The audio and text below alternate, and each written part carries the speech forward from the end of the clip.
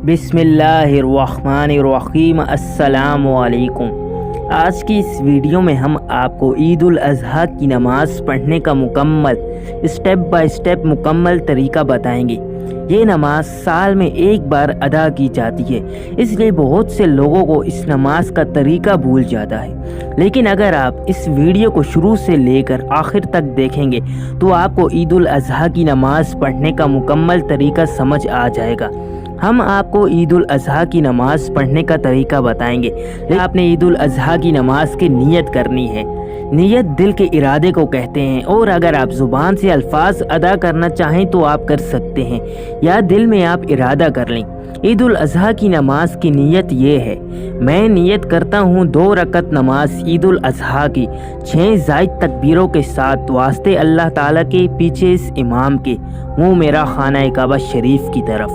फिर आपने अल्लाहु अकबर कह के हाथ बांध लेने हैं और सना पढ़नी है। इमाम साहब भी हाथ बांधकर सना पढ़ेंगे और आपने भी हाथ बांधकर सना पढ़नी है। सना पढ़ने के बाद 3 ज़ायद तकबीरें होंगी।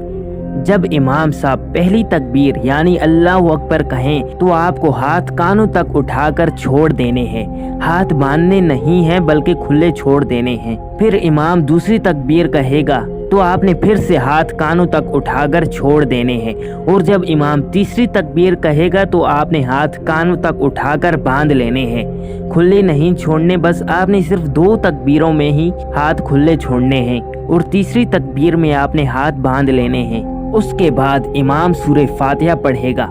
सूरह फातिहा पढ़ने के बाद इमाम किसी और सूरत की किरात करेंगे और फिर रुकू और सजदा करके पहली रकत मुकम्मल हो जाएगी। पहली रकत मुकम्मल होने के बाद दूसरी रकत के लिए उठते ही इमाम किरात करेगा, यानी सूरह फातिहा के बाद कोई और सूरत पढ़ेगा। उसके बाद रुकू में जाने से पहले इमाम साहब 3 ज़ायद तकबीरें कहेंगे। जब इमाम पहली तकबीर कहेगा तो आपने हाथ कानों तक उठाकर छोड़ देने हैं, और जब इमाम दूसरी तकबीर कहेगा तो आपने हाथ कानों तक उठाकर छोड़ देने हैं, और जब इमाम तीसरी तकबीर कहे तो आपने फिर से हाथ कानों तक उठाकर छोड़ देने हैं। यहाँ जो 6 ज़ायद तकबीरें थी वो मुकम्मल हो जाएंगी। और उसके बाद जब इमाम चौथी मर्तबा अल्लाहु अकबर कहेगा तो आपने बग़ैर हाथ उठाए अल्लाहु अकबर कह के रुकू में चले जाना है।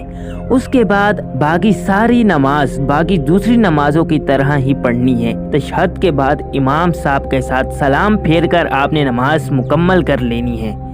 ये नमाज सिर्फ 6 ज़ायद तकबीरों के अलावा बिल्कुल दूसरी नमाजों की तरह ही अदा करनी है, जैसे कि 3 तकबीरें पहली रकत में सना के बाद और फिर 3 तकबीरें दूसरी रकत में रुकू में जाने से पहले। नमाज के बाद अल्लाह के हुजूर दुआ मांगे, क्योंकि ये दुआ कभी रद्द नहीं होती। आप इस वीडियो को दूसरों के साथ भी शेयर ज़रूर करें, ताकि दूसरे लोग भी इस वीडियो को देख के जो नमाज में गलतियां करते हैं उनको वो ठीक कर पाएं।